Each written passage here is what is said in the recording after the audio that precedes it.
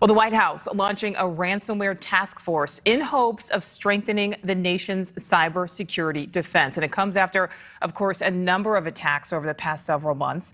The Biden administration and the State Department providing resources and rewards for information. NewsNation correspondent Joe Khalil joining us live from Washington, D.C. So, Joe, what does the White House plan to do when, let's not even say if, when there's another major cyber attack?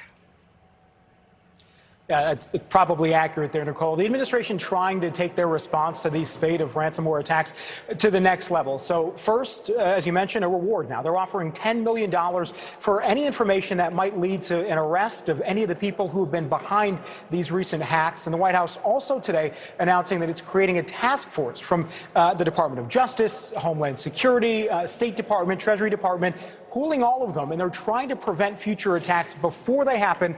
Of course, the possibility when a ransomware does happen, they're creating a new website for companies and people who can get help right away, allowing victims to share information with the federal government more quickly. The question still remains, though, is all of that going to be enough to prevent hackers from more attacks, potentially disrupting American power grids? We've seen attacks on food supplies, other critical infrastructure. So we spoke with a former cyber director at the National Security Council. She knows her stuff. She's telling us that the U.S. maybe needs to think a little less about defense and more about going on the offensive.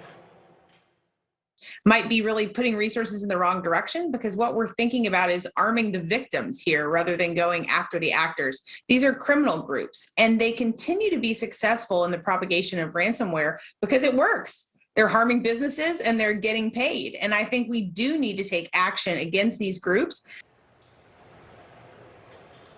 Now, to her point there, the most notorious ransomware group in Russia, known as REvil, suddenly went dark just a few days after President Biden said that he has been warning Russian President Vladimir Putin about consequences for these hacks. Now, we should be clear, it's not certain whether that's a coincidence or whether the president's threat got any results, but it is a reminder, Nicole, that along with defensive measures, the U.S. can take offensive measures to try and stop or at least disrupt some of these ransomware attackers. Nicole? Yeah, certainly better to at least be on the offensive. All right, Joe Khalil live tonight from the Capitol.